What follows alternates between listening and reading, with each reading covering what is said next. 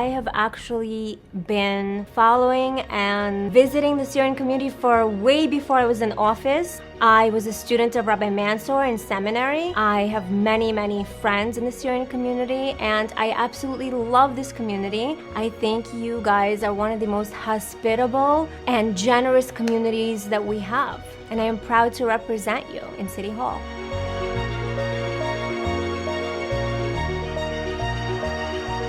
So my number one issue in general is public safety, and I know that public safety is extremely important to this community. We worked closely with our Republican and Democrat colleagues in City Hall to make sure that our police is refunded. We always speak out and make sure that our police is not handcuffed like the previous administration did. We make sure that there are security cameras. I funded many security cameras in my district last year. We want to make sure that our houses of worship are secure. We want to make sure you have the proper funding and grants to continue securing your houses of worship and that everybody is safe.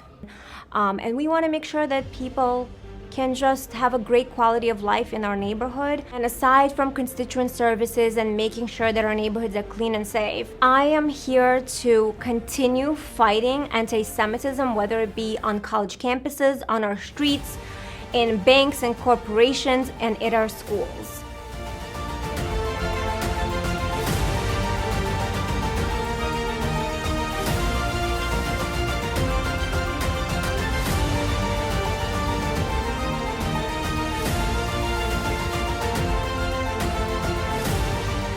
There should be zero tolerance for anti-Semitism in our district, in New York City, and in our country. A few months ago, we watched the release of female hostages from captivity. One by one, they were coming out. They're just 20 years old, and they were surrounded by Hamas terrorists. They were masked, they were armed, and these girls were absolutely petrified. And I had asked the Women's Caucus to make a simple statement condemning Hamas for holding these young Jewish women hostage and calling for the release of the remaining hostages.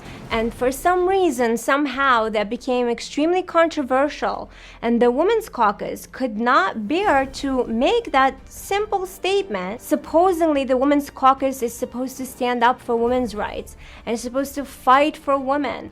But when it came to standing up for Jewish women, they couldn't do it. That is totally unacceptable, and I will not sit on a caucus that cannot stand up and make a simple statement supporting Jewish women. I know many people don't believe it's important to vote in Republican primaries, but as a proud conservative Republican, I urge you to vote in this primary, as I am running against someone who is a lifelong Democrat, who has always supported Democrats, who has endorsed Democrats like Chuck Schumer, who's voted down the line with progressive Democrats, and it is important that we have someone representing us in our community who believes and stands up for our values. On June 24th, please come out and vote. And if you're leaving for the summer, please make sure to vote early from June 14th to June 22nd. Thank you so much.